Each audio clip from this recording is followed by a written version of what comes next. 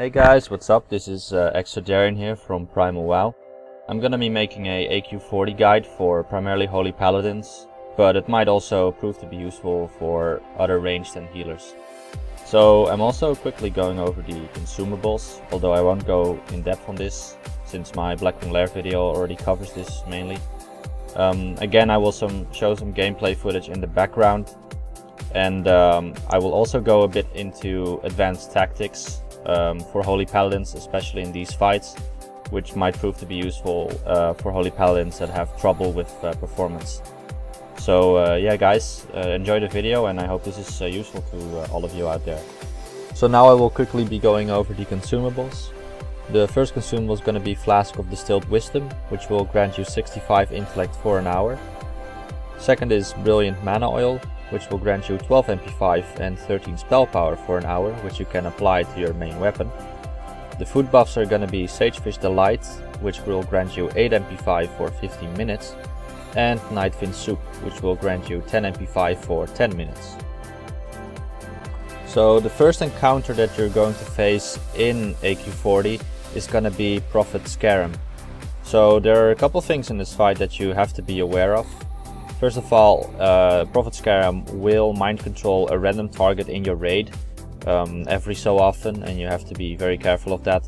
If you do see one of your team members getting mind controlled, make sure to pop a stun on them, like your Hammer of Justice, I think that's what it's called. And also because of this, the mind control will use all of your cooldowns, and you want to make sure that you use your cooldowns, like your most important cooldowns in the fight, no matter like what's happening. You want to keep track of that, and you want to use them at all times. So for Paladins, this is mainly going to be your bubble, so your 5-minute cooldown bubble. Hand of Sacrifice is very important, since if Hand of Sacrifice is used in mind control on Prophet Scarum, then you will basically take a part of the damage. I think it's 20 or 30% damage that you will take, and that damage will go onto you, which will probably cause you to die if you don't use it, if you get mind controlled. And the last one is gonna be Lay on Hands, that you definitely want to use, otherwise you heal Prophet Scarum for a lot. So make sure that you use at least those three, and like I said, keep track of Hand of Sacrifice, because that one only has a 2-minute cooldown, and you really want to use that in the fight. So of course, with dispelling, you want to keep track of every member that needs dispelling. The moment they get mind controlled, of course they're going to be CC'd, they're going to be polymorphed or feared, and once they get out of that, you immediately want to pop a dispel on them. So the last thing that Prophet Scarum does is he will split occasionally into, so he makes 2 clones, so he's basically there are 3 Prophet Scarums. The reason why this part of the fight is very dangerous is because he does a raid-wide AoE that does around 2000 damage, which has to be interrupted by interrupters like rogues and stuff like that. So usually a couple of those raid-wide AoEs go off, and the whole raid will be hit by that. So you have to be, as a healer, it's important that you keep track of that. Whenever that goes off, there has to be some raid healing has to be done. The last thing I quickly want to talk about is the playstyle of Holy Paladins here. Is like definitely the importance of your Holy Shock. I see a lot of Holy Paladins in DTP currently only use Flash of Light or Holy Light, stuff like that, and I barely see any Holy Shocks going off. The thing is in this video you can probably see what I try to do is always hit a target. You are kind of, you have to see yourself as a melee instead of as just a ranged healer like a druid or something like that. So you always want to be close to a target whenever possible, hit that target, and usually what you try to do is pop a Holy Shock in between your melee attacks. When you do this, you can still like get your melee attacks off and try to get that mana back with your Seal of Wisdom. And for example, if you would be casting Flash of Light at that point, there is no way for you to get a melee hit in because you are currently casting. And Holy Shock does allow you to heal someone very quickly but still get that melee hit in. And the current mana I am personally at, I will get 400 mana back at a melee hit if it procs.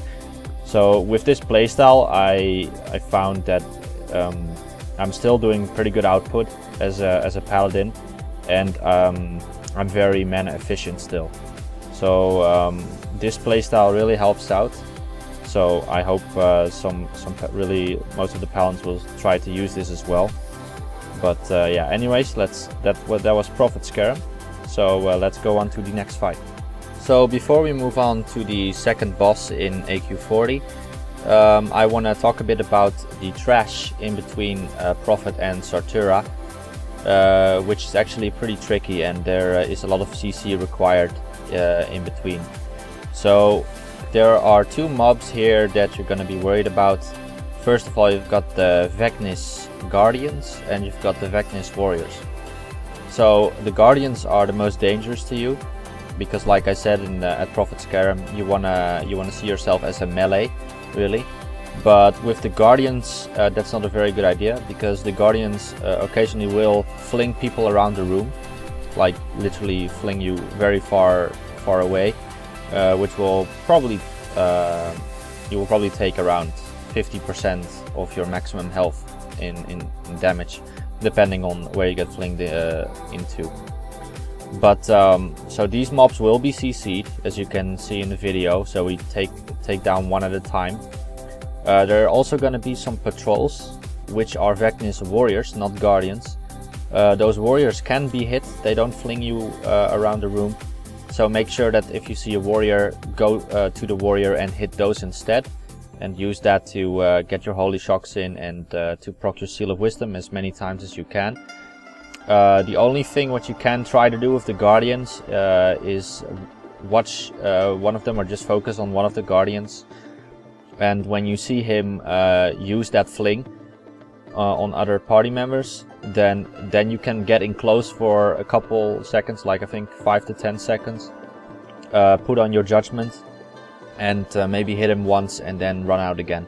But you should only do this if you know for sure that the fling has already been used. I think it's called Impale, by the way, but just make sure that if you are going in for a judgment on the Vecnis Guardian, that you're sure that you have that time in between where you can do that.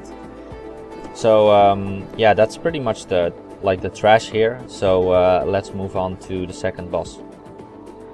So the second boss that you're going to be facing in AQ40 is going to be Battleguard Sorcerer. Before I start on her abilities, I want to point out that her fixate ability is currently bugged, so she will not really fixate on anyone and try to follow people. Because of this, this fight is currently very easy, so there is not that much challenge really. But let's just get into it. She has 3 ads with her that are gonna be killed first before you kill Sorcerer. The only thing they really do is they have a Whirlwind, which only does I think around 500 damage every tick, so that's definitely can be healed through easily, unless, well, I mean, you can move away from it, but it's not very dangerous. The other thing these mobs will do is they will fling you around the room, just like the Vecnis Guardians will. Although the Vecnis Guardians will put a debuff on you as well, this fling does not. And you probably won't even really take any damage from the flinging. It's just kind of annoying that you have to run back to the mobs. Now, so when you kill all the ads, you just run, you all focus on Sorcerer. The only thing she really does is she has a very nasty Whirlwind, which I think if you take 4 ticks, you're dead. And well, 4 ticks seems like a lot of time to run away, but those ticks will run, I think, every second or something. It's really fast. So you gotta be on your toes and run out as soon as you see it happening. Although, of course, for paladins, the first time this happens, you can use your bubble.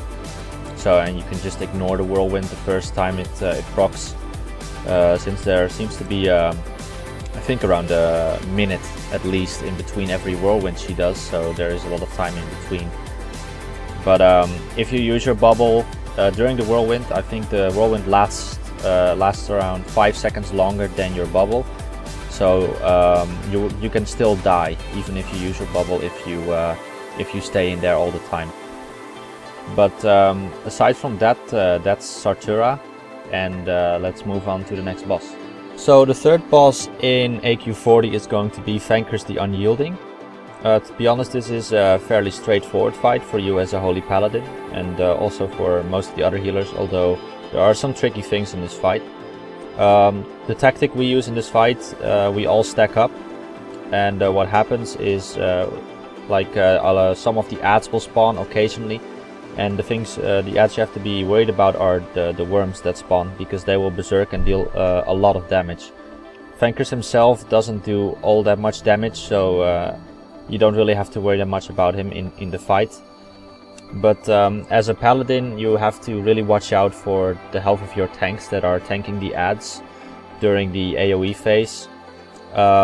Also make sure that you use your salvation whenever it is called for by the raid, but that of course depends on your guild as well, how you want to call for salvations and stuff like that. For your playstyle here, you definitely want to use the same playstyle, because you have complete freedom in hitting Vanquish all the time. You don't have to move around all that much. You just have to make sure that you keep your tanks alive, because they can die very fast here. So now, before I end this video, I want to thank everyone for watching. I really hope it was helpful for all of you out there. If you have any questions, you can whisper me in game, or just leave a comment or post something on the forums. I will probably make more of these AQ40 videos when all the other bosses are released, because on this server they're being released in smaller parts. But anyways, yeah, again, thanks for watching guys, and I'll see you on the servers.